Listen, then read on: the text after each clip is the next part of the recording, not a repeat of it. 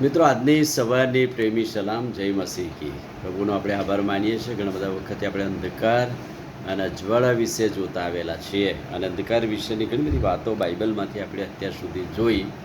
અને આજે સવારે આપણે અંધકાર વિશેના ચમત્કાર, અંધકાર વિશેની ભવિષ્યવાણી, અંધકાર વિશેની ઘણી બધી વાતો જે છે એ પ્રભુના વચનોમાંથી આપણે જોઈશું.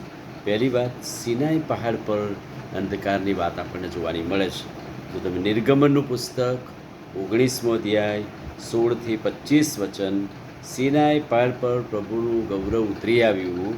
સિનાઈ પહાડ પર પ્રભુએ મૂસાને દર્શન આપ્યું. સિનાઈ પહાડ પર પ્રભુએ પોતાની પવિત્રતા બતાવી. ત્યારે કહે છે કે ત્યાં ગાઢા વાદળ ને ઘોર અંધકાર છવાઈ ગયું, અને એ અંધકારની મધ્યે વીજળી, ગર્જના અને પર્વત પર રણશિંગડા જેવો અવાજ આવ્યો, અને પ્રભુની પવિત્રતા સાથે પ્રભુ એ પહાડ પર ઉતરી આવ્યા. એટલે કે ત્યાં પ્રભુનું આગમન થાય, પ્રભુ ઉતરી આવે પહેલાં અંધકાર છવાઈ ગયો. અને કહે છે કે ત્યાં પણ એક અંધકારની વાત સિનાઈના પહાડ પર લખી છે. એની વાત હેબ્રીઓનો પત્ર 12મો અધ્યાય અને 18મા વચનમાં આ પહાડનું વર્ણન અહીંયા લખ્યું છે કે અંધકાર સાથે આકાશ અને અંધકાર, તોફાની વાતાવરણની વાત લખી છે ત્યાં. એટલે તોફાની વાતાવરણની વચ્ચે પ્રભુ ઉતરી આવ્યા, એટલે ત્યાં અંધકાર છવાઈ ગયો. બીજી વાત, મિસર દેશ પર આવેલો અંધકાર. નિર્ગમનનું પુસ્તક 10મા અધ્યાયના 21-22 વચનમાં મૂસાને કહેવામાં આવ્યું, પ્રભુએ કહ્યું કે તું તારો હાથ લાંબો કર મિસર દેશ પર, અને ત્યાં સર્વત્ર અંધકાર છવાઈ ગયો. એ દેશ ઉપર અંધકાર છવાઈ ગયો, અને 3 દિવસ સુધી કહે છે કે વાતાવરણ અંધકારમાં રહ્યું. દેશમાં સર્વત્ર અંધકાર છવાઈ ગયો. એટલે ત્યાં પણ એક ચમત્કારિક વાત અંધકાર વિશે લખવામાં આવેલી છે. ત્રીજી વાત, માથીની સુવાર્તા 27મો અધ્યાય 45મું વચન. ખ્રિસ્તના મરણ સમયે અંધકાર છવાઈ ગયો. એવું લખ્યું છે કે પ્રભુનું જ્યારે મરણ થયું, પ્રભુ કહ્યું કે બાપ, મારો આત્મા તારા હાથમાં સોંપું છું. ત્યારે કહે છે કે આખા દેશમાં અંધકાર છવાઈ ગયો.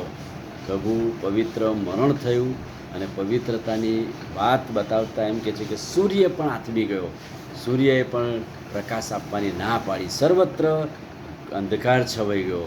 બપોરનો ટાણો, 3નો ટાઈમ, અને એવા ટાઈમે, એવા બપોરે, ભર બપોરે અંધકાર છવાઈ ગયો. ત્યાં પણ એક ચમત્કાર, પ્રભુ ખ્રિસ્તના મરણ સમયે અંધકાર છવાઈ ગયો. છેલ્લી વાત, ચોથી વાત, માથીની સુવાર્તા 24મો અધ્યાય 29મું વચન.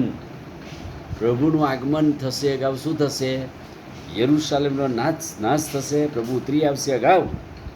વિપત્તિ પછી તરત સુરત અંધકારમય થઈ જશે. સૂર્ય અંધકારરૂપ થશે. એટલે કે ત્યાં પ્રભુનું આગમન થશે અગાઉ. સૂર્ય આથમી જશે અને અંધકાર છવાઈ જશે. ચંદ્ર પોતાનું અજવાળું આપશે નહીં. રાત પડશે એટલે ચંદ્ર ઉગશે એવું નહીં, પણ પ્રભુનું આગમન થશે ત્યારે ત્યાં પણ એવી પવિત્રતા બતાવવામાં આવી છે કે ત્યાં સર્વત્ર અંધકાર છવાઈ જશે. એટલે કે અંધકાર વિશેના ચમત્કારોની વાત બાઇબલમાં લખેલી છે, અને પ્રભુના વચનોથી આપણે જોઈએ છીએ. પ્રાર્થના કરીએ. પ્રભુ, અમે આજે સવારે તમારી આભાર સુધી કરતા તમારા નામને ઊંચું મનાવીએ છીએ, અને તમારો મહિમા પ્રગટ કરીએ છીએ. અંધકાર વિશેની વાતને વચનો સમજવા તમે અમારી મદદને સહાય કરો. પ્રભુ ઈસુના નામમાં માગીએ છીએ, સાંભળો અને માન્ય કરો.